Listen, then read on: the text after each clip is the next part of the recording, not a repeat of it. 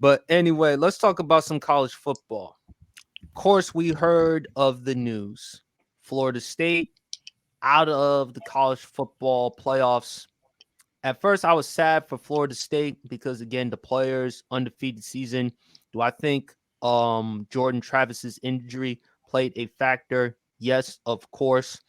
But I was checking out my man Roundup, and we all know Roundup does a great job on TikTok and social media. He mentioned an interesting stat: the strength of schedule. Mm. Florida State has like the 55th strength of schedule. So he felt like the college football committee made the right decision by picking Alabama. So it's Michigan, Alabama, Texas, and Washington. So Jabari, I'm gonna let you go first. What's your thoughts about Florida State being left out of the college football playoff? Did the committee get it right or wrong? Yeah, I mean, like you kind of pretty much spoke about it. Like, let's understand this: like the college football NCAA is definitely a business. You got your one of the top Heisman Trophy nominees, and Jordan Travis, and unfortunately he went down with an injury. And it's like, okay, it's between Florida State and Alabama, and Alabama just has one of the biggest fan bases in college football, and Florida State definitely has some ride or die fans too, but they're just not have a big of a legacy as as the Alabamas or any of those other big schools in the SEC or any of the Pac-12 and things like that. So I just think it's kind of more come down to like a business decision. So that's how I pretty much look at it. All right. Luis, how do you feel about it? I think the committee got it right. I think it's the committee's job to put the four best teams currently, and without Jordan Travis, I mean, we saw the last 2 weeks. I mean, they didn't look good. They didn't look like a top four team in the country. I understand the argument going undefeated when you're in conference championship. I understand that, but it's about the four best teams currently right now. Like your record says you're one of the best teams, but the way you play says otherwise, especially without Jordan Travis. So I think they got it right. All right. Champ, man, what says you? And you also mentioned an interesting stat that you brought up on Brandon or Trent's show. So feel free, man. Okay, I will bring up that stat. Louisville came into the ACC championship game averaging 33 points a game. Florida State held the Cardinals to 6. Louisville came in averaging 438 yards per game. Florida State held them to 188. Louisville came in averaging 6.57 yards per play. Florida State held the Cardinals to 2.7. So that defense was enough to carry them to the ACC championship title without adequate quarterback play. People will start, and I'll say this, and if any of y'all been athletes, all of y'all have been athletes, y'all know this to be true. I don't care what it is on paper. You still got to buckle up your chin strap at the end of the day. And there's no guarantee, as we see every single week, there's no guaranteed victories in the NFL or the NC2A. And you have to ask yourself, if Jalen Milroe had gotten hurt, or Carson Beck had gotten hurt, or any of these quarterbacks had gotten hurt during the course of the season, would the SEC have been left out if they had an undefeated team and their quarterback just so happened to get hurt? No, I doubt that would happen. Did would an would a Big 12 team be left out? No, I doubt that would happen. Would a Big 10 team be left out? No, I doubt that would happen. I think that was strictly because the number one, they was holding that the loss of Jordan Travis very much against them a little bit too much, in my opinion. Because, like I said, you still have to play the game on the field. And when your defense is bailing you out of games, like I just stated, the offensive team is going to have hell to pay when they play them. So who's to say if they would have played Michigan or even Alabama or even Washington, they couldn't have held their defense couldn't have held. Plus, they was getting their second string quarterback back before the college football playoff began. So you have to ask yourself, with any other conference, if they had an undefeated team, undefeated conference champion, be left out of the college football playoff under any circumstances just because their starting quarterback was hurt? And the answer, you know, in your deepest heart and soul, would be no. Tell me if Jalen Monroe got hurt during that SEC championship game, would they have left Alabama out the playoff? They would not have. No, No, they would. nope. JJ Yeah. McCartney got hurt. Wouldn't have left them out of the playoff. But like I stated, and my thing is the SEC was a little bit overstated this year. We were none of that except for even my Georgia Bulldogs. We were not world beaters this year. The best team, the best conference this year was the Pac-12 by far. Most ranked teams.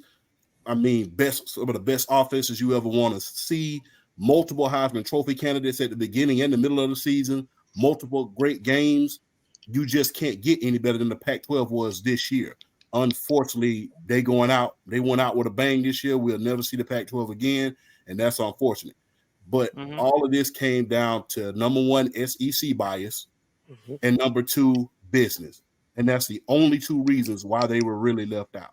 Because you can rest assured, if they would have left an SEC team out, it would have been a political uproar with some of these sports news stations, mainly ESPN, and you can bet your bottom dollar on that. All right. Harrison, what's your thoughts on it? I'm not gonna lie. I felt like if that game was high scoring against Louisville, let's just say the game was high scoring, would you still count them out? Ooh. Yeah, I probably still would, because if the game was high scoring, that means the defense that was hyped up ain't all that, because you let Louisville walk in there, and then you put them up against like a Jaden Daniels, or not Jaden Daniels, a Michael Penix, excuse me, then he would just light it up if the game was high scoring. That would be the narrative going around. Yeah, I was not gonna lie. I thought the game was like, what was the score, like 13 to like 9, if I'm not mistaken, against Louisville. I know it was low scoring. I think it was 16-6. Yeah, I was like, I'm not gonna lie. I feel like if the game was high scoring, I mean, and close, I think I would put them in. But that game was, being on your phone, looking on Twitter, saying what the fuck is going on. But like, at the end of the day, I mean, I feel like they made the right decision. Truthfully, if Florida State dominated that one against Louisville, they would have had a chance. If they won that game, let's say, for the sake of argument, 40-6 or 40-3, somewhere along those lines, they probably would have gotten in. So, but again, to Champ's point, the stats, Louisville's offense, because early on, Louisville was playing actually pretty well this season. So we cannot discount that. And I'm glad Champ made that point. I mean, I feel bad for FSU because, again, what do you say? What do you say to the players? What do you say to the Florida and stuff like that? I mean, Alabama, you can't go wrong because, again, Champ, you mentioned this to me. People still keep bringing up the Texas game in which they struggled at home. But since that time, they've turned it around. So you got to get – and also, too, they beat Georgia. Your Bulldog. I don't like bringing this up because, again, bring I know it up, man. It's part of football. I know. Because you are a Georgia Bulldogs fan. They ended, I think it was their 29 consecutive winning streak. And they prevented Georgia from three-peating. That would have they prevented history, because if Georgia, and I've said this to you, Champ, if Kirby Smart would have three-peated, we would have a discussion. Is Kirby Smart one of the greatest, if not the greatest, college football coaches? Now, of course, you still have to mention Bill Bryant. You still have to mention Saban. You still have to mention some of the other great college football head coaches. But he would be in that convo. So what's your thoughts on that? I mean, once they beat us, I kind of knew they were going to be in. Like I said, earlier in the year for Alabama, they was not settled in on Jalen Milroe, and he knew that. And that is the reason why I think that he struggled at the beginning of the year, because I don't think Nick Saban or the Alabama coaching staff was really, really sold on him. That's why in that I think it was USF game, they struggled because those other two quarterbacks were in there. But once he got settled in and knew he was the guy, then you saw him reeling off wins like it was no tomorrow. And let's just keep it all the way 100. Alabama has our number in the SEC championship game. They have our number. I mean, We couldn't beat them in Mark Richt. We couldn't beat them in the SEC championship with Kirby. And it is just like, man, when are we going to be able to beat these guys in order to win the SEC championship?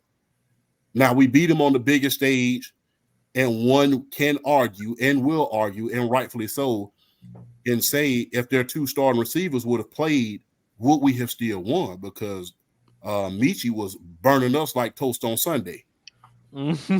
So many will argue, would we have beat them if those two star receivers were still in there? And were we the healthiest team that year, not necessarily the best team?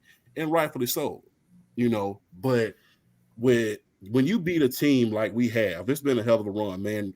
40 years since that first national title, and you just want to win one. But to go back to back, go and get a 29 game winning streak, it's been a great ride. The ride ain't over yet neither. Long as Kirby Smart there and we're able to get recruits down here, Georgia's a powerhouse, always will be. I mean, 12 game, you'll be fine. 12 game playoff is coming. I mean, I think we'll win enough. Oh, and by the way, champ, you got that 5-star quarterback. Luis, you got to go check out that dude, Dylan Raiola. Yeah. Dylan Raiola. Yeah, I don't think Carson Beck going to be starting next year. Well, he may be starting only because of the experience, because they don't want to rush in the kid just yet. But Dylan Raiola, 6'3", 230. The reason why he went to Georgia, correct me if I'm wrong, champ, he could have considered Nebraska because that's his father's alma mater. Mm-hmm. But his father was a Detroit Lion, and guess who was there during that time? A former Georgia Bulldog, Matthew Stafford. Yeah. So Dylan Raiola, I think you're going to be fine. And still, the SEC East, unless Florida, Tennessee says otherwise, it's Georgia's to lose at this point.